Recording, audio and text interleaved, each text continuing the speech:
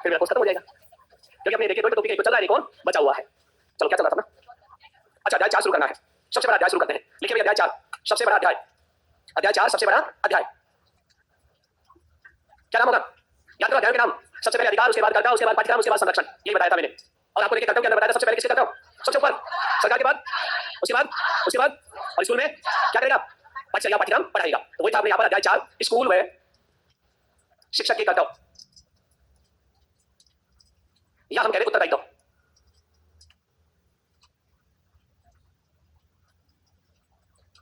और इसके अंदर एक लाइन लिखो, सबसे बड़ा अध्याय। सबसे बड़ा अध्याय, सबसे बड़ा अध्याय कहां से कहां तक है? धारा 12 से 28 तक। छोटी छोटी धाराएं हैं, बड़ी बड़ी धाराएं नहीं है इसके अंदर। सबसे इंपॉर्टेंट जो धारा आती है वो है धारा 12। कौन सी धारा आएगी? धारा 12। सबसे बड़ा अध्याय, अध्याय में था स्कूल और शिक्षक के कर्तव्य। उसके बाद आप हेडिंग डालिए धारा 12 और इसके ऊपर लिखो वेरी वेरी इंपॉर्टेंट। बार बार आती है ये धारा, एग्जाम में पूछा जाता है इससे। और याद करने के लिए सबसे आसान तरीका, या तो प्राइवेट स्कूल वाले 25% का नियम लागू कर दो, नहीं तो 12वां हो जाएगा उनका। या तो प्राइवेट स्कूल वाले कौन सा नियम लागू कर दो? 25% का नियम लागू कर दो, नहीं तो उनका 12वां। तो देखिए 25% का नियम कौन सी धारा में है? धारा 12 में। यानी कोई भी इंपॉर्टेंट चीज को ऐसे व्यंग्यात्मक रूप से बोलो, इस तरह से आप एग्जांपल बनाओ कि हमेशा हमेशा के लिए याद हो जाए, तो आपको तुरंत रिकॉल होगा कि धारा 12 क्या थी? 25% का नियम। कौन सी में? धारा 12 में। इसलिए मैंने बताया इंपॉर्टेंट है। अब धारा 12 का नाम लिखो। धारा 12 बहुत ही महत्वपूर्ण। निःशुल्क एवं अनिवार्य शिक्षा के लिए, धारा 12 में लिखिए निःशुल्क एवं अनिवार्य शिक्षा के लिए विद्यालय के उत्तरदायित्व की सीमा, विद्यालय के उत्तरदायित्व की सीमा, विद्यालय के उत्तरदायित्व की सीमा। अब इसमें देखिए सबसे पहले आता है धारा 12(1), जो सीमाएं बताई गई स्कूल की सीमाएं कौन कौन सी है। धारा 12 में नंबर 1 पर देखिए जो बताई गई है, जिसे या तो ए लिखिए अंग्रेजी में, हिंदी में लिखिए तो क्या लिखता है। तो सबसे पहले देखिए हमारे कौन से प्रकार का स्कूल था 1 नंबर पर? मैंने कहा पूछूंगा आप लोगों से, कौन से प्रकार का? राजकीय स्कूल। तो देखिए सबसे पहले आता है नंबर 1 राजकीय। क्या सीमा है इसमें भी? उत्तरदायित्व की। राजकीय स्कूल की सीमा यह है, बच्चे से 1 रुपए नहीं लिया जाएगा, सारी शिक्षा कैसी दी जाएगी? निःशुल्क। तो राजकीय स्कूलों में निःशुल्क शिक्षा, ये उत्तरदायित्व है। देखिए कैसी शिक्षा की बात कही गई है? निःशुल्क शिक्षा की बात कही गई है यहाँ पर। दूसरे नंबर पर कौन सा स्कूल बताया था मैंने? याद करो आप, अनुदानित या एडेड स्कूल। अनुदानित स्कूल या स्कूलों में यहाँ निःशुल्क होगा, शुल्क होगा प्रवेश। इसकी स्ट्रक्चर बताई थी मैंने, याद हो तो। कुछ हिस्सा सरकार का, कुछ हिस्सा निजी लोगों का, दोनों मिलकर स्कूल चलाते हैं, उसे कहा जाता है एडेड स्कूल। तो देखिए सरकार का जितना हिस्सा है उतने हिस्से में तो निःशुल्क शिक्षा, और जितना निजी है उसमें शुल्क। तो यहाँ लिखेंगे ये अनु है, अनुदानित स्कूलों में अनुपातिक या अनुपात के अनुसार निःशुल्क शिक्षा होगी। निःशुल्क शिक्षा सरकारी हिस्से की, जो सरकार का अगर 60% हिस्सा है तो 60% निःशुल्क, 90 है तो 90% बच्चों को निःशुल्क शिक्षा, सरकार पैसे नहीं लेगी। ये था। तीसरा कौन सा जी? शिफ्ट होने के बाद बिठाओगे कहां? सीधी सी बात है। नहीं अधिकार कैसे, जब जगह नहीं है तो अधिकार क्या करेगा? दूसरी जगह शिफ्ट किया जाएगा उस बच्चे को। जो लिमिट है, मान लीजिए 100 सीटें तो 100 ही रहेंगी, 100 कैसे बना दोगे? ना वो नहीं होंगी। जितनी सीटें हैं उतना ही प्रवेश होता है, उसके बाद नहीं होता। उसके पास सरकार दूसरी व्यवस्था करेगी, या तो सीट बढ़ाएगी उसमें, या क्या करेगी? दूसरा स्कूल प्रोवाइड करवाएगी। उसमें तो सरकार को करना पड़ेगा। सी वेरी वेरी इंपॉर्टेंट, सी वेरी वेरी इंपॉर्टेंट, 12(1) सी। तीसरे नंबर पर कौन से स्कूल बताए थे मैंने? कौन से? विशेष श्रेणी, विशेष श्रेणी या खास, या क्या कहते हैं हम? खास। और चौथे नंबर पे कौन से बताए थे? निजी। तो वो भी इसी में शामिल है। देखिए विशेष श्रेणी व खास, ना सॉरी निजी। निजी को क्या कहते हैं? प्राइवेट।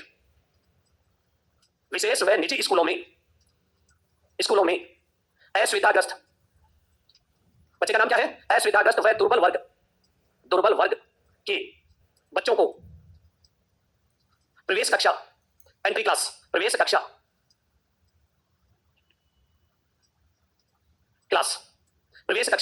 की कुल छात्र संख्या के 25% निःशुल्क प्रवेश दिया जाएगा। उन 2 बच्चों को, मैंने कहा था ना स्कूल का नाम पूछूंगा और बच्चों के नाम। 2 बच्चे असुविधाग्रस्त और दूसरा दुर्बल वर्ग के बच्चों को एंट्री क्लास की टोटल सीटों का 25% इन बच्चों को एडमिशन होगा। 75% को स्कूल वाले खुद देंगे। 25% कैसा होगा? निःशुल्क। और निःशुल्क प्रवेश देने की प्रोसीजर होगी, वो अलग से जारी होती है। वो प्रोसीजर अलग से है, अपने पाठ्यक्रम में नहीं है। रीड वालों को देखा, उनको पढ़ाते 2-3 घंटे तक प्रवेश कैसे होता है, क्योंकि उसके 3 चैप्टर होते हैं। प्रवेश की प्रक्रिया, भौतिक सत्यापन की प्रक्रिया और फीस का पुनर्भरण। 3 चीज पढ़ाते हैं, 3 अध्याय आते हैं उनमें। प्रवेश कैसे करना है, भौतिक सत्यापन कैसे करना है। भौतिक सत्यापन करोगे आप, व्याख्याता बनते ही आपको भेजा जाएगा भौतिक सत्यापन करने, कि भौतिक रूप से वो बच्चा है भी या नहीं है, कहीं फर्जी तो नहीं है, उसका रिकॉर्ड भी है या नहीं है, कहीं फर्जी तो नहीं है। तो भौतिक रूप से सत्यापन किया जाता है इन बच्चों का, क्योंकि इनकी फीस का पुनर्भरण कौन करेगी? समुचित सरकार। समुचित का मतलब अगर केंद्र सरकार के अधीन है तो केंद्र देगी, राज्य के अधीन है तो राज्य, और संघ राज्य के अधीन है तो संघ राज्य। इसे एक शब्द काम में लेते हैं, समुचित सरकार। दोबारा से पढ़ के बता रहा हूं, बार-बार एग्जाम में यही आता है। 12(1) गए या 12(1) सी।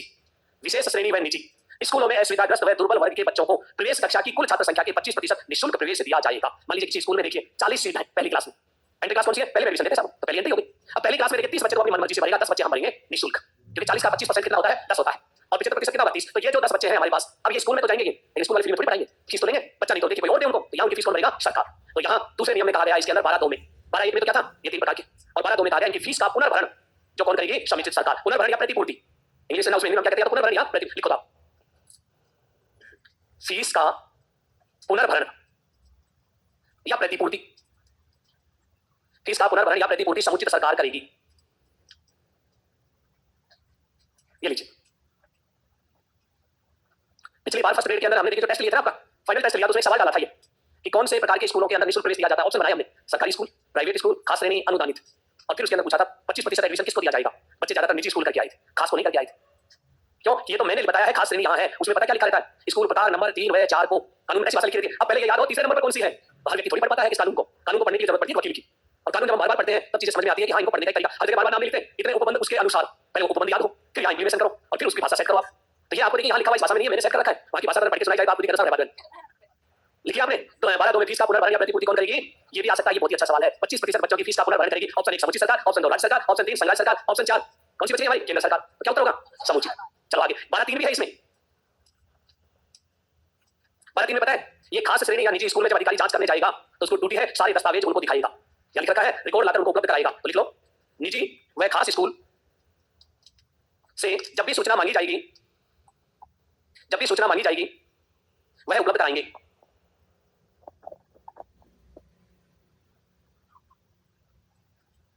निजी व खास को काटो, सभी स्कूल करो, क्योंकि इनसे भी मांगता है वो सूचना, या रिश्तेदारी है या नहीं है, इसलिए लिखो, इसको काट के सही करो, सभी स्कूलों से जब भी सूचना मांगी जाए तो वो उपलब्ध कराएंगे। जब भी अधिकारी आके मांगेगा सूचना इन चारों प्रकार के स्कूलों से तो उनको क्या देनी पड़ेगी, सूचना देनी पड़ेगी। अब छोटी छोटी धाराएं बड़ी नहीं है कोई भी, कैसी है छोटी छोटी धाराएं। हाँ जी, लाइन रिपीट करो, रह गया, कल तो आप बड़े जल्दी लिख रहे थे, एक मिनट देख लेता ना सीक्वेंस। सभी स्कूलों से जब भी सूचना मांगी जाएगी वह उपलब्ध कराएंगे। सभी में कौन से 4 प्रकार के स्कूल बताए अपने कानून में, या कितने प्रकार के, 4। धारा 13 लिखो, धारा 13 पहले समझ लेते फिर लिख लेंगे आराम से। धारा 13 में ये कहा गया है कोई भी स्कूल देखिए प्रवेश परीक्षा नहीं लेगा। प्रवेश प्रक्रिया एक नाम बताया था मैंने इसके लिए, अनुवीक्षण, अंग्रेजी में कहते हैं स्क्रीनिंग प्रोसेस, छटनी करने की प्रक्रिया, उसको नहीं अपनाएगा कोई। और प्रवेश के ऊपर देखिए कोई शुल्क भी नहीं लेगा। शुल्क मैंने आपको बताया था कैपिटेशन, कौन सा शुल्क था ये, कैपिटेशन। और कैपिटेशन एक तरह से क्या था, डोनेशन, ये था देखिए, या अनुदान, या क्या नाम था, अनुदान या सहायता राशि, ये नहीं ली जाएगी। अगर लेता है कोई स्कूल तो दंड का प्रावधान किया है, पहली बार दंड आ रहा है यहाँ पर, फीस का 10 गुना, इसका तो क्या होगा 10 गुना, और इस प्रक्रिया को अपनाता तो 25,000 रुपए का जुर्माना। फिर भी नहीं मानता है तो अगली बार से 50,000 रुपए का दंड रहेगा, निरंतर उसको जितनी बार गलती करेगा उतनी बार 50,000 रुपए की रसीद कटेगी। तो पहली एक ऐसी धारा आती है जिसमें दंड का प्रावधान किया गया, लिख लो आप। प्रवेश पर न तो शुल्क लिया जाएगा, प्रवेश पर न तो शुल्क लिया जाएगा,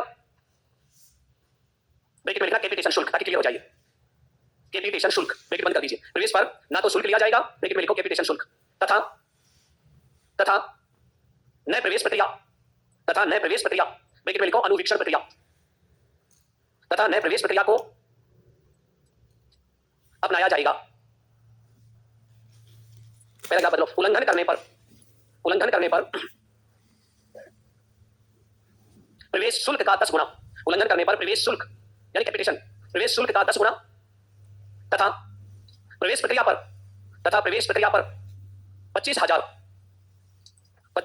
उसके बाद निरंतर 50,000 का जुर्माना होगा।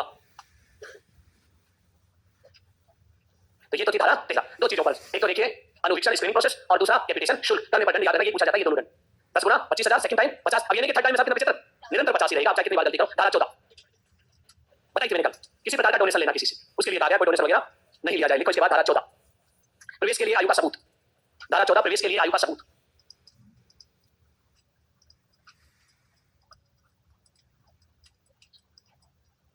अब याद रखना जब भी एडमिशन दिया जाता है तो सबसे पहले ये लिया जाता है, आजकल बच्चे को ये कहा जाता है कि ये लिया जा, एडमिशन हो जाएगा, इससे पता चलेगा बच्चे की जन्म की तारीख कौन सी है और उसे हम लिखेंगे हमारी स्कॉलर रजिस्टर के अंदर। बच्चा कहता है मेरे पास तो जन्म प्रमाण पत्र नहीं है, तो आप प्रवेश से इनकार नहीं कर सकते।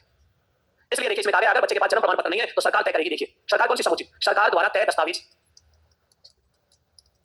लेकिन यहाँ तो इतना लिखा है जन्म प्रमाण पत्र, और नहीं हो तो हम प्रवेश से इनकार नहीं कर सकते। अब सरकार द्वारा देखिए दस्तावेज हमारे राजस्थान में कौन कौन से बताएं, वो भी क्लियर कर। सबसे पहले मांगेंगे हम जन्म प्रमाण पत्र, वो है नहीं। दूसरे नंबर पर मांगेंगे हॉस्पिटल का प्रमाण पत्र, हॉस्पिटल में जब देखिए बच्चा पैदा होता है तो वहां से सर्टिफिकेट मिलता है, देता है हॉस्पिटल लिख के इस बच्चे का जन्म इस तारीख को हुआ। वो कहता है मैं तो घर पे हो गया, तो घर पे हो गया तो देखिए कोई एएनएम या नर्स आई होगी, वो भी अपने पास रिकॉर्ड रखती है, कोई भी बच्चे का होता है। वो कहता है कि नहीं कोई नर्स नहीं, दाई थी, अब दाई थी तो दाई का भी गाँव के अंदर वो रिकॉर्ड रहता है उसके पास, जो दाइयां होती है उनके पास रजिस्टर होता है, वो लिखती है तो वो लिख के दे देती है दाई, तो मान्य हो जाएगा उसका। वो कहता है दाई तो मरेगी, क्योंकि एक बार अब उसके बाद देखिए फिर ये कहा जाता है कि भाई 5 आदमियों से लिखवाना, और सब 5 से लिखवाना, जहां भी आ रहा है मगरे के ऊपर है, आसपास 5 का एक भी नहीं है, कंडीशन देखिए आप। तो आखिरी में एक उपाय होता है, तुम्हारे माता पिता द्वारा आयु की घोषणा कर दी जाए, अपनी टेबल से निकाल के पन्ना दे देना, आयु का घोषणा पत्र, आयु का घोषणा पत्र। इसलिए देखिए जब आयु के घोषणा पत्र जब वो साइन करके दे देते हैं, वो कहता है माता पिता भी मर गए, अनाथ, अब क्या देवो, लेकिन कंडीशन कुछ भी हो सकती है। तो कम से बताया गया कहीं तो रोटी खाता होगा शाम को, कोई तो पालता होगा, कहीं तो संरक्षण दिया होगा, कोई तो गार्जियन होगा उस समय, वो अगर घोषणा कर देता है तो वो मान्य होगा। बिना आयु के सबूत के आपको एडमिशन कैसे दिया जाएगा, क्यों, क्योंकि बच्चे का अधिकार है, किसके आधार पर, उम्र के आधार पर प्रवेश लेने का, और उसका उल्लंघन कैसे कर सकते हो। तो बच्चे का कर्तव्य है कि आयु का सबूत दे। तो ये राजस्थान के नियमावली में लिखे थे जो मैं आपको बता रहा था सब, और आप बस रहे थे आराम से। मेरे इसमें लिखा है ये सारी चीजें, ये नहीं तो ये रिकॉर्ड, ये नहीं तो ये रिकॉर्ड, कुछ ना कुछ रिकॉर्ड देना ही पड़ेगा आयु का सबूत। तो आप देखिए अपने इसमें लिखो, आप प्रवेश के लिए आयु का सबूत, जन्म प्रमाण पत्र या सरकार द्वारा तय किए गए दस्तावेज, सरकार द्वारा तय किए दस्तावेज, नोट लगा के लिख लो। आयु के सबूत के अभाव में, आयु के सबूत के अभाव में, सबूत के अभाव में प्रवेश से इनकार नहीं किया जाएगा, प्रवेश से इनकार नहीं किया जाएगा। धारा 15, धारा 15 लिखिए, प्रवेश से इनकार नहीं किया जाना, प्रवेश से इनकार, धारा 15, धारा 15 लिखिए, प्रवेश से इनकार नहीं किया जाना, प्रवेश से इनकार नहीं किया जाना।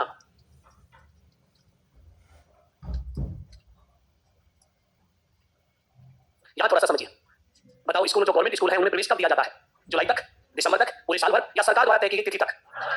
विद्यालयों में प्रवेश दिया जाएगा, विद्यालय का मतलब क्या है? 1 से 8, आप मुझे चले जाना, 1 से 8 ही है।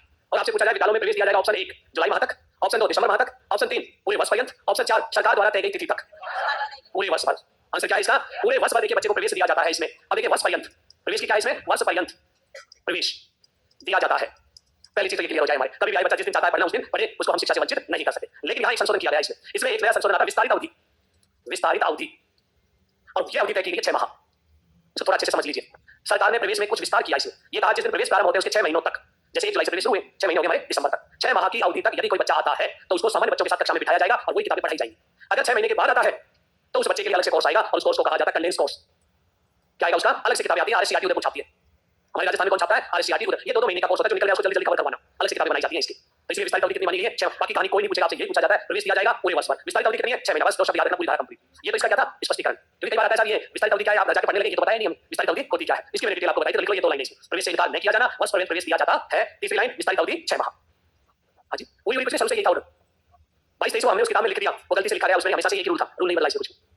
तो आप उस चीज को लेके बैठे हैं, है ना, उस किताब को है। तो आदमी को बोलते पता लग जाता है कहां से पढ़ के आए। नहीं, इसके अलावा कहीं सोर्स नहीं है, जो कानून की भाषा पढ़ के आएगा उसके शब्दों को पूछेगा नहीं, कुछ उसको समझ नहीं आने वाला। सरलीकृत भाषा में कोई चीज पढ़ के आएगा वही पूछ सकता है। हां, लिखो धारा 16, आगे बढ़ते हैं।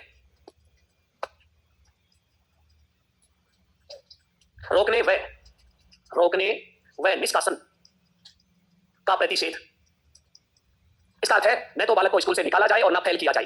रोकने का मतलब है फेल करना और निष्कासन का मतलब नाम काट देना, भगा देना बच्चे को, ये क्या कहलाता है? निष्कासन। तो लिखो रोकने व निष्कासन का प्रतिषेध, अर्थात अपनी भाषा में लिखो, अर्थात बालक को न तो स्कूल से निकाला जाए, बालक को न तो स्कूल से निकाला जाए और न फेल किया जाए, और न फेल किया जाए। लिखिए पहले क्या करता था, मास्टर साहब तानाशाह होता था, दिखता था बच्चों को कहता था पढ़ लो नहीं तो फेल कर दूंगा। बेचारे डर की वजह से बच्चे क्या करते थे, पढ़ते थे फेल करने से। आजकल देखिए मास्टर साहब कहते हैं पढ़ लो नहीं तो फेल कर दूंगा, बच्चे कहेंगे मास्टर साहब आपकी बस की बात नहीं है फेल करना। पहले देखिए वो कहता था पढ़ लो नहीं तो टीसी काटूंगा, स्कूल से बाहर निकाल दूंगा, बच्चे कहते हैं साहब आपका काम एडमिशन करने का, निकालने का काम नहीं है आपका। जाएंगे तो हमारी मर्जी से जाएंगे, तुम्हारी मर्जी से नहीं जाएंगे, क्यों? क्योंकि प्रोटेक्शन किया हुआ है यहाँ पर। अब लेकिन सबसे ज्यादा विरोध हुआ इसी धारा का। ये कहा गया कि इस धारा में संशोधन किया जाए। अब देखिए संशोधन को राज्य सरकार तो कर नहीं सकती, संशोधन का अधिकार तो किसका था? केंद्र सरकार का। और केंद्र सरकार 1 या 2 या 5 राज्य कहे तो संशोधन नहीं होता है, उसके लिए जरूरी है बहुमत संसद के अंदर, तब जाकर क्या होता है? संशोधन होता है। तो यहाँ देखिए रोकने वाली शर्त में संशोधन किया है, केवल इसमें संशोधन कब किया? 2019 में। इसमें कोई संशोधन नहीं किया, निकालने पर, नाम काटने पर, इसमें कोई संशोधन नहीं किया, केवल संशोधन किसमें किया गया है? रोकने पर। तो कौन सी कक्षा में रोकने का प्रावधान किया गया है? 2019 के संशोधन में कहा गया है समुचित सरकार द्वारा 5वीं व 8वीं कक्षा में रोकने का प्रावधान किया। ये अमेंडमेंट किया, देखो लिख लो इसको।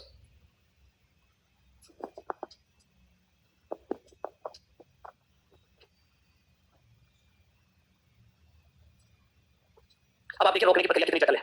8वीं बोर्ड परीक्षा हुई, कौन सी परीक्षा हुई? बच्चे का देखिए वहां फेल हो गया, वो बच्चा क्या हो गया? 8वीं बोर्ड में फेल। फेल होने के बाद उस बच्चे को पढ़ाया जाएगा 2 महीने तक, एक्स्ट्रा क्लास लेकर टीचर पढ़ाएंगे स्कूल। फिर उसकी दोबारा से परीक्षा लेंगे, दोबारा से क्या होगी? परीक्षा। फिर फेल हो गया, फेल होने पर फिर 2 महीने पढ़ाएंगे, एक्स्ट्रा क्लास चलेगी उसकी। फिर फेल हो गया, वो क्या हो गया? फिर फेल हो गया। अब उसके बाद लेटर लिखा जाएगा सरकार को, इस बच्चे को 2 बार परीक्षा ले ली गई है, फिर भी अनुत्तीर्ण हो रहा है, ये पास नहीं हो रहा, अतः इसे रोकने की परमिशन दी जाए। अंतिम परमिशन किसकी है? अगर वो कह देती है इस बच्चे को रोक दिया जाए तो 6 महीने बाद रुकेगा वो, इससे पहले रुकने वाला नहीं है। ये है इसके अंदर प्रावधान, देखिए कितना जटिल है। इससे अच्छा तो क्या है, उसके पीछे लगे रहेंगे 2 महीना एक्स्ट्रा क्लास और स्कूल में 2 घंटे एक्स्ट्रा रुकना पड़ेगा अलग से पढ़ाने के लिए, क्योंकि बाकी पीरियड में आप पढ़ाई नहीं सीखोगे तो कंटिन्यू चल रहे हैं। इस झंझट से अच्छा है कि पास ही कर दो इसको, वही ज्यादा बढ़िया इसकी प्रोसीजर। तो ये तो थी हमारी धारा 16 और अब आती है धारा 17, मास्टर जी के लिए खतरा। लिखो भी धारा 17 मास्टर जी के लिए खतरा। लिखिए इसमें बालक को मानसिक व शारीरिक रूप से प्रताड़ित न किया जाए, न किया जाए,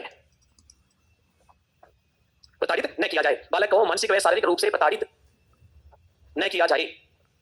शारीरिक की तो समझ में आती है कि डंडे से पिटाई करना, थप्पड़ से पिटाई करना, चोट के निशान ऊपर कराना, ये सब कैसा है? शारीरिक। पहले देखिए मौसा इतना बड़ा डंडा लेके घूमता था और ऐसे घूमता जैसे कोई पाता सा घूम रहा हो बच्चों को डराने के लिए। और आजकल मास्टर के हाथ में गलती से डंडा आ भी जाता है तो बच्चों को दिखाता है मान जाओ, नहीं तो बच्चे कहते हैं मास्टर क्या करोगे? वो कहता है पीछे करूंगा डंडे को, तो क्या करेंगे? चलाने का अधिकार तो है नहीं। इसलिए देखिए बच्चों में डर और भय कम हो गया, डर और भय थोड़ा कम हो गया। अब तो बच्चे देखिए मास्टर से डरते नहीं है। क्यों नहीं डरते? क्योंकि पहले किससे डरते थे वो, और अब वो डंडे वाली पिटाई रही नहीं। दूसरा आता मानसिक। मानसिक की कोई परिभाषा नहीं। पता है मानसिक में होता क्या है? पहले मास्टर निकले निकालते थे, हर बच्चे का नया नाम निकालते थे, काले काले इधर लंबाई ज्यादा हो गई, लंबू इधर कुछ भी बोल दिया करते। अब देखिए बच्चा कहता है मास्टर घर वालों ने नाम निकाल के भेजा, नाम से बुलाओ, मानसिक रूप से प्रताड़ित ना करें, नहीं तो दादा आता तुम्हारे लिए खतरा। तो इसलिए मानसिक रूप से उसको प्रताड़ित नहीं किया जाए। पहले देखिए हमारे जो टीचर्स होते थे वो क्या कहते हैं, बच्चा को अगर कोई सवाल नहीं कर पाता है, कुछ नहीं करे, कुछ नहीं आता तुझे, बच्चा कह मास्टर साहब मैं जानवर नहीं हूं, इंसान हूं, मानसिक रूप से प्रताड़ित ना करें मुझे, नहीं तो दादा आता तुम्हारे लिए। तो मानसिक की कोई परिभाषा नहीं है। आप किसी बच्चे को मंद बुद्धि, जड़ बुद्धि आप नहीं कह सकते। 9वीं क्लास के बच्चे को आप क्या कहते हैं? आप जाने वहां कानून लागू नहीं है, कहीं लागू करने लग जाओ। हमने से आप लोगों को कुछ भी बोल देते, आप साहब हमारे अधिकार कानून, तुम्हारा अधिकार अगले जन्म में मिलेगा। यहाँ कोई अधिकार नहीं है, क्योंकि हम पढ़ रहे हैं केवल और केवल 6 से 14 वर्ष का बच्चा, कक्षा 1 से 8।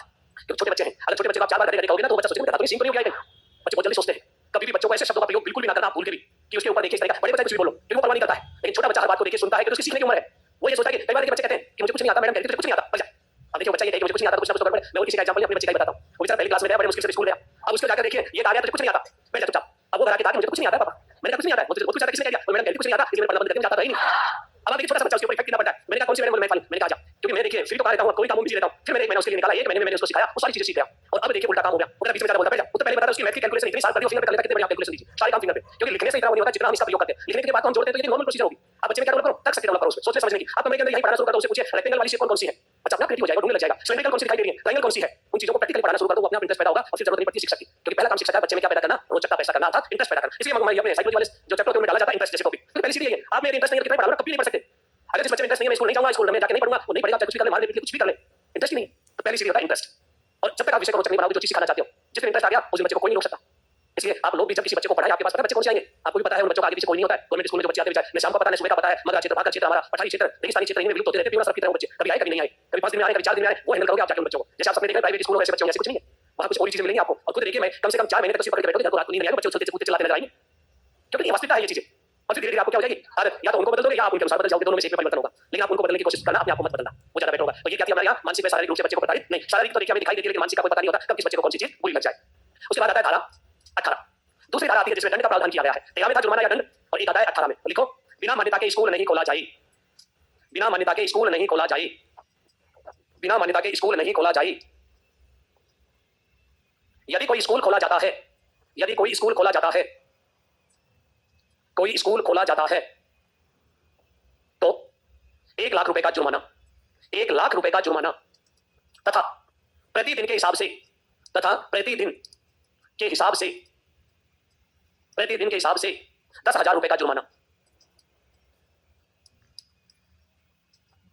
अगर देखिए 1 लाख की रसीद कटानी होती है, कोई भी स्कूल वाला कटा लेता, 5 लाख फीस आई है, 1 लाख देते सरकार को, 4 तो है अपने पास, लेकिन आगे किया गया प्रतिदिन 10 के हिसाब से। तो ये तो थी हमारी धारा 18। एक तो 13 में जुर्माना था और एक 18 में, एक और है 3 में है जुर्माना 19 में। लिखो धारा 19, मान और मानक, मान और मानक।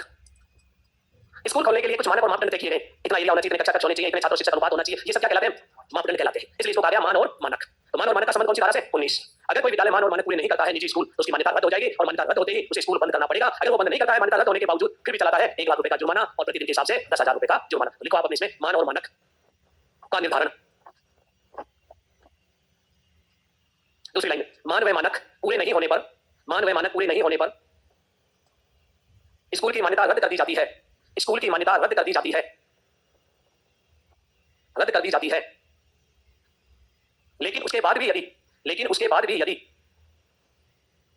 स्कूल संचालित होता है, उसके बाद भी यदि स्कूल संचालित होता है तो, स्कूल संचालित होता है तो 1 लाख रुपए का जुर्माना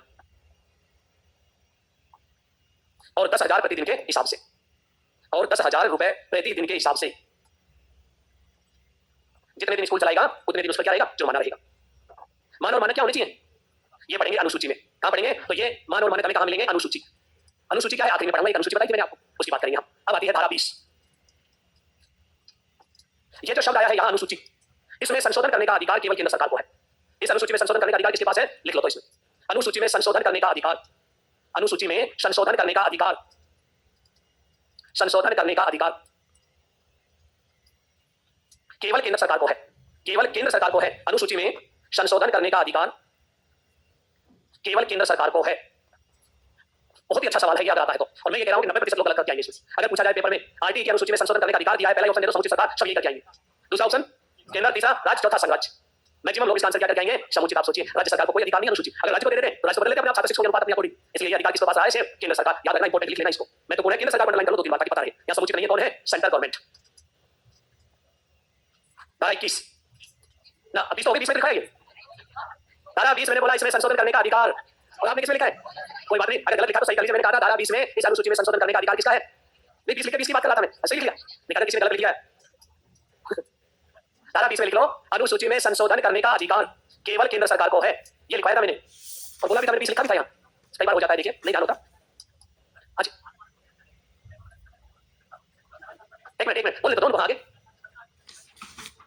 19 अच्छा 1989 में कौन सा अधिनियम बना था मैं बताता हूँ। राजस्थान गैर सरकारी संस्था अधिनियम, जो मान्यता देने का काम करता है प्राइवेट स्कूलों को, वो है ये एक्ट।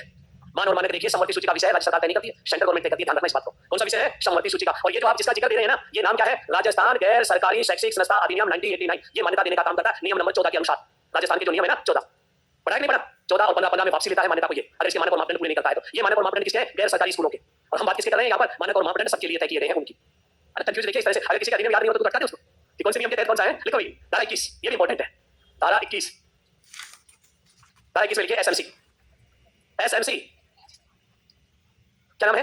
स्कूल मैनेजमेंट कमेटी, विद्यालय प्रबंधन समिति। और यहां जिक्र किया गया है, देखिए एसएमसी के बारे में। देखो इसमें एक लाइन, प्रारंभिक शिक्षा प्राप्त करने वाले बच्चों के लिए, प्रारंभिक शिक्षा प्राप्त करने वाले बच्चों के लिए संसाधन व प्रबंधन का कार्य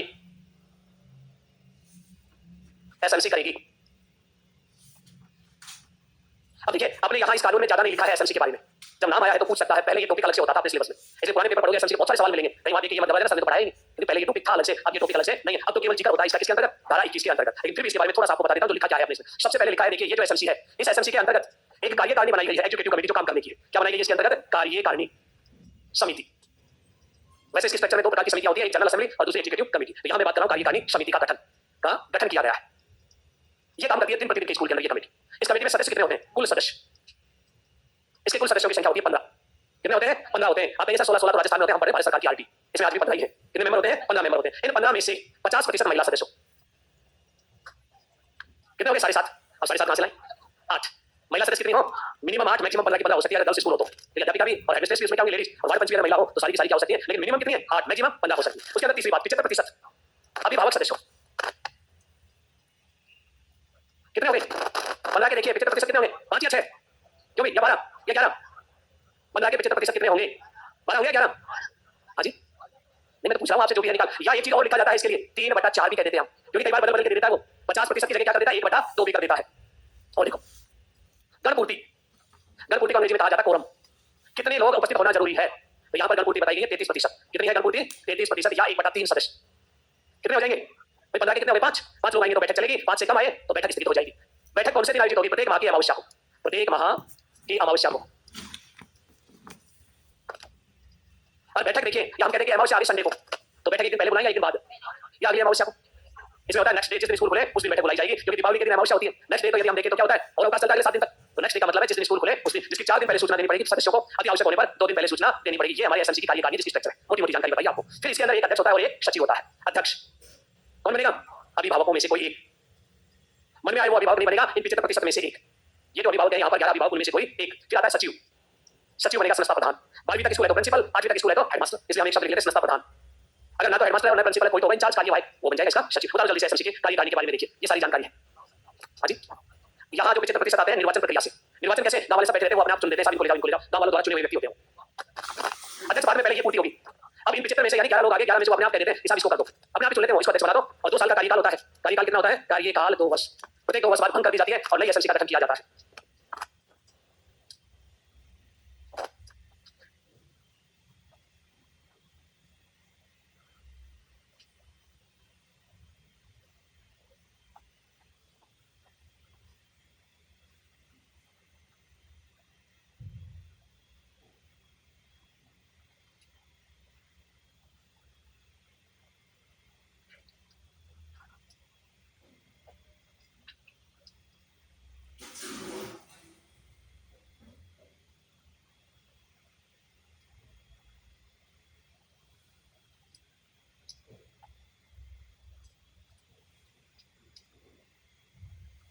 उतारा भी।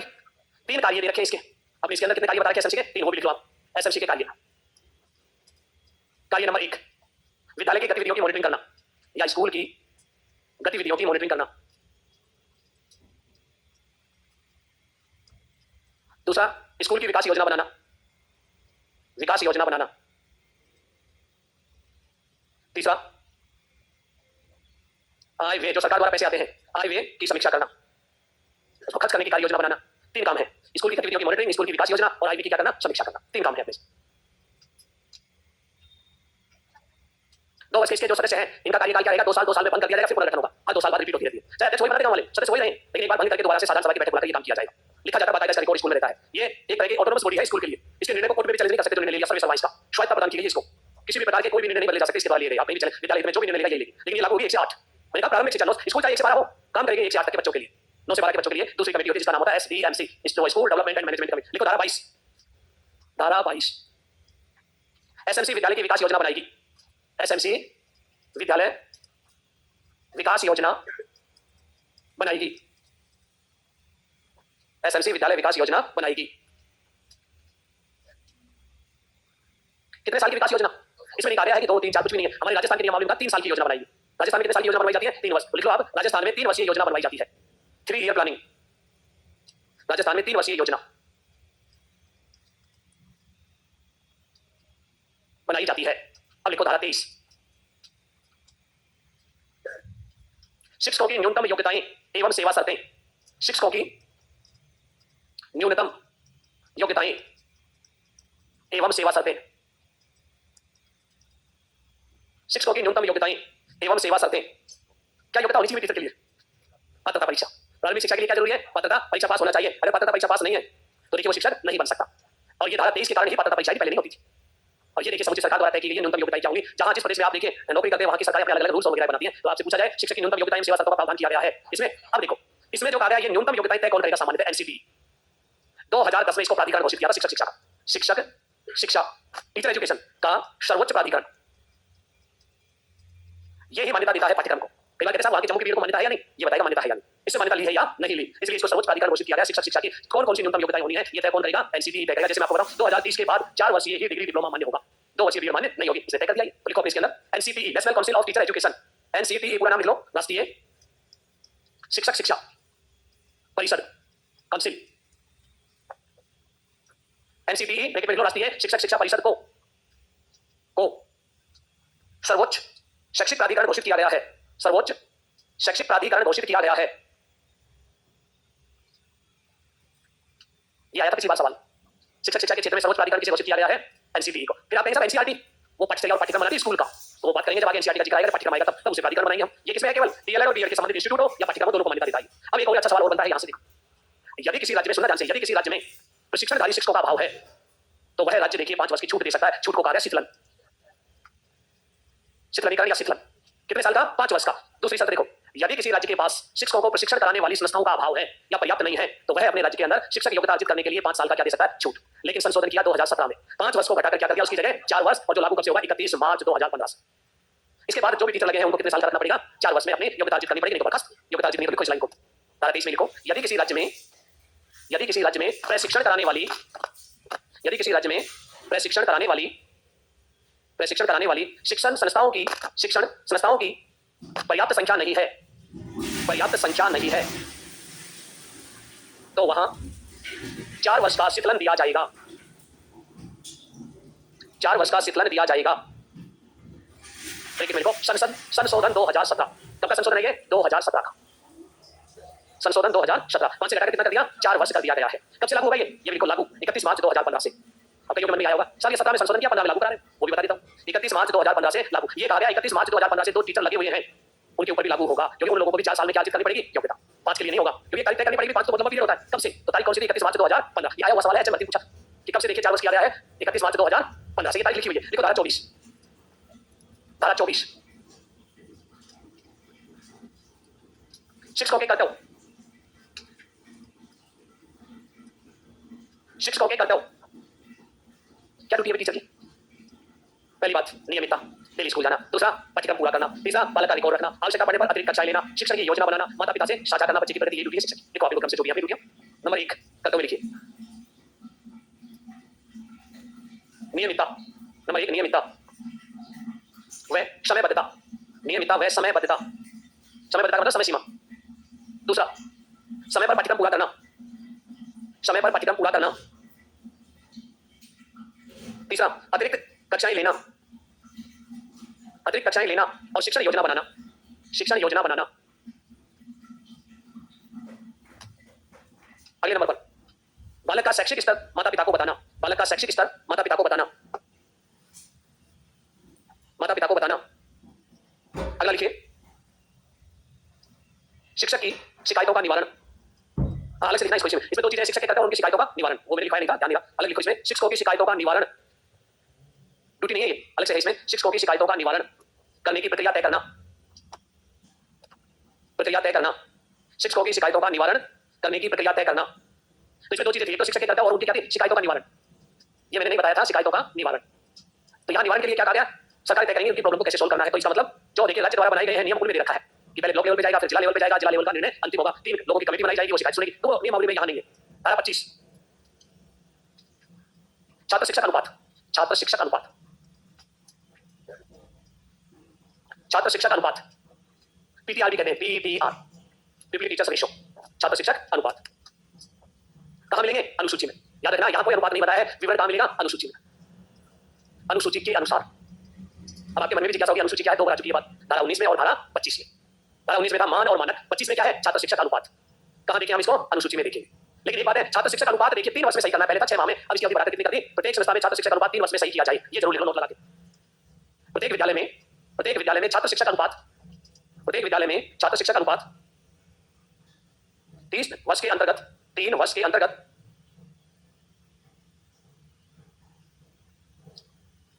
अनुसूची के अनुसार बनाया जाए। अनुसूची के अनुसार बनाया जाए। अच्छा वैसे देखिए, अनुपात होता क्या है छात्र शिक्षकों का, 25:1, 30:1, 35:1, 40:1। हाँ जी, अब मुझे ये बताओ 40:1 बताओ कहां पढ़ा है ये, मैं भी पढ़ लूं उस चीज को, कहां लिखा हुआ है। हाँ जी, कितना, 60:1, 60:2। तो ऐसे कहते 30:1 कहां पढ़ा है ये भी बता दो। हाँ जी, देखो अनुपात आपने पढ़ा हो सरकार के उस आदेश में या उस पुस्तक में। हाँ जी, मैंने कुछ नहीं बोला, ना 1:5, ना 1:10, ना 1:8, आप ही बोले जा रहे हो। मैंने पूछा है जो आपने बोला उसी चीज को, भाई कहां पढ़ा, क्या पढ़ा आपने, ये तो बता। प्राइमरी में क्या है, चलो ये बात बता। भाई ये कह रहे हैं प्राइमरी, प्राइमरी को क्या कहते हैं, प्राथमिक। ये लो अब बता दो प्राथमिक स्तर पर। हाँ जी, मुझे तो प्राइमरी में अनुपात बता दो कितना है। और अभी आया था अपने यहाँ जो रीट वाला जो पेपर हुआ था ना, उसमें पूछा गया था प्राथमिक स्तर पर क्या अनुपात, ये सवाल पात्रता में आया मुझे। अब आप बता दो 60 पे, तो ये तो ऑप्शन ही नहीं था। उच्च मतलब ये, अच्छा उच्च प्राथमिक का, सॉरी लो यूपीएससी लिख दिया, इस लेवल का बता दो, ये लो। और लिख देता और उच्च माध्यमिक शिक्षा का बता दो, ये होता है हमारे स्कूल के स्तर में। बताओ जल्दी से, 30 पे क्या है, 30 पे कौन से लेवल पर, प्राइमरी लेवल कहां पढ़ा था, बताओ जल्दी से। अरे वो तो लागू नहीं होता, उसमें तो ये रहा कि 121 से 200 तक, फिर कहा गया 30 का रेशो, छोड़ो उस कहानी को। तो मैं जो कह रहा हूं कि 121 से 200 तक है, उसमें ना तो आपका 60 लागू है ना 30 है, रेशो अलग है उसमें। ऐसे कैसे लगा दो, ऐसे मनमर्जी से नहीं होता है। उसमें नहीं रहेगा, उसमें तो छात्र संख्या देखिए अनुपात नहीं, चलो कान खोल के, छात्र संख्या और अनुपात बहुत बड़ी है, दोनों देखिए अलग चीज होती है। उसमें देखा इतने बच्चे हैं तो इतने अध्यापक, इतने बच्चे हैं इतने। मैं आपसे ये नहीं पूछा कितने बच्चों का कितना, कोई संख्या नहीं थी। मैं केवल सवाल मेरा आप समझिए, रेशो पूछ रहा हूं, दोनों चीज डिफरेंट है, आप एक नहीं बना सकते। मैं आप लिख के इतने बच्चों को इतने, तो सोल्यूशन नहीं हो गया, वहां तो क्या हो जाता है हमारा, सोल्यूशन हो जाता है। बताओ भी जल्दी से बताओ, टाइम होने वाला क्लास का। चलो मैं बताता हूं, एक नया नोटिफिकेशन जारी किया एमएचआरडी ने, एमएचआरडी 9 फरवरी 2018 को। किसका आदेश था, एमएचआरडी ने पहली बार क्लियर किया इस चीज को, जो अनुपात क्या रहता है। और आज जितने भी सवाल पूछे जाते हैं या तो इस आदेश से पूछते हैं या आरटी में छात्र संख्या देखकर पूछते हैं, दोनों चीज डिफरेंट है, याद रखना ये चीज, दोनों क्लियर भी कर दूंगा मैं। तो सबसे पहले इसमें जो प्राथमिक स्तर पर बताया 30:1, ये सरकारी दस्तावेज मैंने मेरे टेलीग्राम पे भी छोड़ रखा है, बच्चे बेचारे परेशान नहीं हो। 9 फरवरी 2017 का नहीं मिलेगा आप लोगों को, तो कहीं और लेकिन मैंने डाल रखा है इसको, ताकि ये तो क्योंकि शुरुआत में आया तो लोगों ने क्या पढ़ा था 40:1, ये कही है उसमें। और जब देखिए कि आई तो उसमें माना 30। अब 40 वाले देखिए एविडेंस लगाएं, तो वो एविडेंस को रिजेक्ट करना था, तो मैंने भी तलाशा 30:1 का मैं देता हूं एविडेंस, फिर मैंने उपलब्ध कराया एविडेंस 30:1 क्या है। दूसरा देखिए यूपीएस पर दिया गया 35:1 और फिर माध्यमिक शिक्षा में दिया गया 30:1, स्पष्ट लिखा हुआ है ऑर्डर में सारी चीजें। 9 फरवरी 2017 का एमएचआरडी का आदेश कि कहां-कहां कितने स्तर पर क्या-क्या होगा, इसलिए देखिए ये चीज पूछी जाती है। और जब ये आता है सवाल और इसके अंदर ये नहीं लिखा था आरटी 2009 के अनुसार, वो उसमें आते हैं, सवाल पूछे जाते हैं, वो ये आते हैं प्राथमिक स्तर पर छात्र शिक्षक अनुपात क्या होगा, क्या होगा, ये होगा, लिख लो। तो ऐसा सवाल आए तो, और वैसा आए तो अनुसूची बताऊंगा अभी थोड़ी देर में, तब वो क्लियर कर दूंगा आपके, कितने भी छात्र संख्या कितने भी शिक्षक लगाना, फिर आप लिखो 9 फरवरी 2017 एमएचआरडी के आदेशानुसार, 9 फरवरी 2017 एमएचआरडी के आदेशानुसार प्राथमिक स्तर 30:1, उच्च प्राथमिक स्तर 35:1, माध्यमिक स्तर 30:1।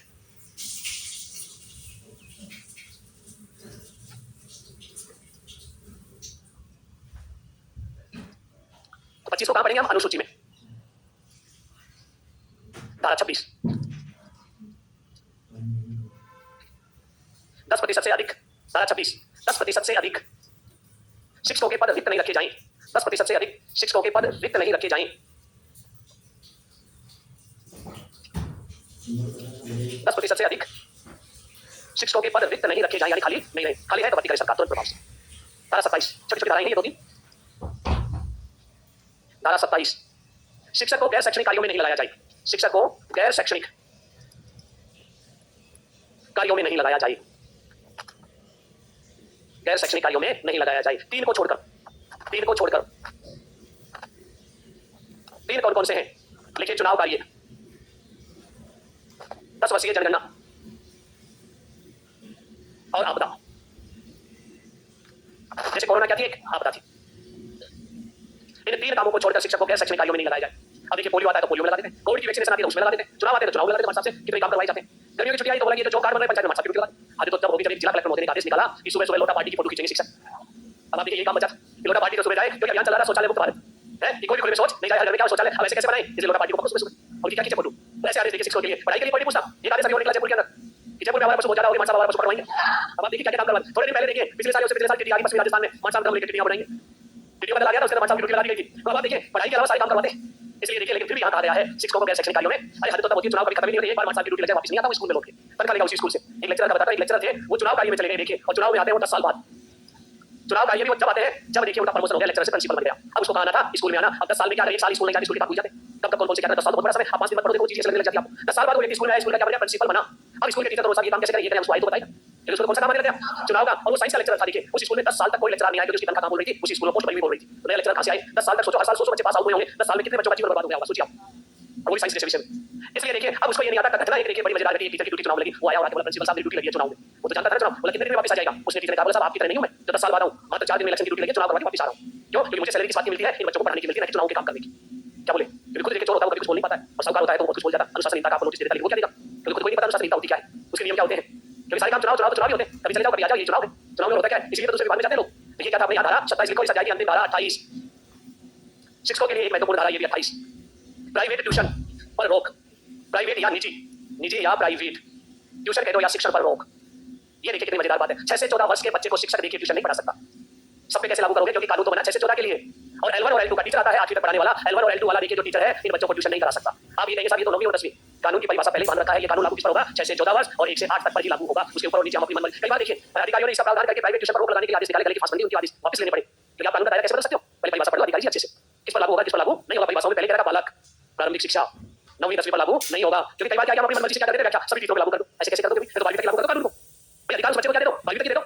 ऐसा नहीं होता है, इसलिए चीजों को समझिए। इसके लिए बनाने का कारण था आजकल बच्चों को भेजा जाता है प्राइवेट स्कूल में, और प्राइवेट स्कूल होते हैं इंग्लिश मीडियम। अब बच्चा स्कूल में पढ़ के आता है, घर आके उसको बेकारी करना होता है। ऐसी ऐसी किताबें चलाते प्राइवेट स्कूल वाले, ना तो पासबुक मिले ना कुंजी मिले, घर वालों को अंग्रेजी आई नहीं, बच्चे का होमवर्क करेंगे कैसे। तो अगर पड़ोस में पढ़ा लिखा होता है उसके पास भेज जा ट्यूशन भेजा, बेचारा 6 घंटे स्कूल 2 घंटे बस की यात्रा कर लिया, 8 घंटे 1 घंटा जाने का निकालने का, 8 घंटे के बाद बेकारी पड़ोस में बिठा दिया उस बच्चे को, उसका बचपन कहां गया। सोचो उसका बचपन कहां गया, जिस बचपन में वो खेलता कूदता था वो बचपन तो उसका इस शिक्षा के चक्कर से बोला कि इस पे पहले लगाओ, बच्चे को सीखने दो, अपने सवाल किया उसे। तब लगाने की कोशिश की गई थी इस पर प्राइवेट शिक्षण पर रोक, ताकि छोटी कक्षाओं में बच्चे को स्कूल में जो पढ़ाया जाए वही सब कुछ हो, ताकि ये जो अलग जो प्रवृत्ति हो रही है ये क्या हो जाए। अगर शुरू में देखिए ये जो ट्यूशन पे इन पे जाते हैं ना, इन बच्चों में प्रवृत्ति डेवलप हो जाती है जो मैंने देखी है, उसको जितना पढ़ाया जाता है उतना जानता हूं, उसके पीछे कुछ नहीं जानता हूं। आप कोई भी सवाल उससे अलग से पूछ लो, ये की बात करता हमारी मैडम ने तो पढ़ाया नहीं, मुझे आता नहीं, इसलिए वो बच्चा देखिए पूरे दिन घर में बैठा रहेगा आराम से, खुद कॉपी निकाल के काम नहीं करेगा। पेरेंट्स आप आओ मुझे बताओ कैसे काम करना है, क्योंकि वो निर्भर दूसरों पे हो गया। और सरकारी स्कूल के बच्चा किसी पे निर्भर नहीं होता, अपनी किताब निकाली पढ़ा और काम किया, खेलने चला जाता है। और ये बच्चे बेचारे ऐसे बैठे रहते हैं, और पेरेंट्स क्या कहते हैं, देखो कितना क्या बच्चा है, जो कहना उठाया तो उठ गया बैठ गया, अरे मंदबुद्धि है इसलिए उठ रहा बैठ रहा है। जब जितना ज्यादा ब्रेन में एनर्जी होगी, जितना ज्यादा तेज चलेगा, बच्चा कभी बैठ नहीं सकता किसी हालत में, तोड़ेगा फोड़ेगा उत्पात मचाएगा, नई नई चीजें करता रहेगा। हो सकता है इसका ही देखिए ऑपरेशन करके खोल के, इसमें क्या है खोल के निकालूं बाहर, कितने अक्षर बड़े मान साहब इसमें, जो उसका ब्रेन तोड़ता है उस बच्चे का। और जो बच्चा देखिए बैठा रहता है चुपचाप, उसका मानसिक विकास नहीं होता उस बच्चे, इसलिए वो बेचारा चुपचाप बैठा है। या तो आपने होने नहीं दिया, धमका के उसको बैठा दिया, ऑलराउंडर डेवलपमेंट नहीं होता उस बच्चे का, आगे जाके वो बच्चा सबसे पीछे हो जाता है। क्यों, क्योंकि पेरेंट्स तो बच्चे साथ रहेंगे, बचपन में आदत ऐसी डाल दी, अब वो इंतजार करता है कि माई बाप होंगे तभी पढ़ाएंगे उसको, वो कोई मिलता नहीं है। और ट्यूटर वाले भी लोग ऐसे नहीं मिलते हैं, वो लोग भी क्या करते हैं, वो लोग जो ट्यूटर होते हैं तो बिल की तरह पढ़ाते हैं, अच्छा लगे तो पढ़ नहीं मत पढ़। इसलिए जो अच्छे पेरेंट्स होते हैं ना अपने बच्चे की स्पेशल ट्यूटर लगाते हैं, कितनी संपत्ति लग जाए उसको, जैसे आईएएस में निकालना हो, आईआईटी जैसे में निकालना हो, वो नवी से चालू कर देते हैं इन चीजों को, अलग से एक सेपरेट टीचर को अपने घर और अपनी आंखों के सामने पढ़वाते हैं पेरेंट्स। तब जाकर बच्चे पहले राउंड में निकल जाते हैं आसानी से। कई गोदरी के लाल भी होते हैं, गॉड गिफ्टेड, वो तो कहीं भी हो सकता है देखो उस बच्चे का। लेकिन सारा बच्चा एक ही परिवार के सब बच्चों का सिलेक्शन होना आसान काम नहीं है, उसके लिए आपको पहले से प्लानिंग करनी पड़ती है। वो नवी से स्कूल नहीं भेजते, बच्चे आउट कर लेते हैं स्कूल से, और उसकी प्लानिंग पूरी वहीं से शुरू हो जाती है, क्योंकि ये अवस्था जो नवी है, तभी तो स्टेप बाय स्टेप बनाया है। नवी 10वीं का पाठ्यक्रम अलग बनाया, 11वीं 12वीं का अलग बनाया, क्योंकि बच्चे में चेंजेस होते हैं, उस चेंजेस को संभालना बहुत जरूरी है। जो संभाल लेते हैं वो चीजें देखिए अपने आप हो जाती है अपने, जो नहीं संभालते हैं तो बच्चे के अंदर लग रहा है या सही दोस्त मिल गए तो सही राह पकड़ लेता है, नहीं तो गलत रास्ता तो है ही।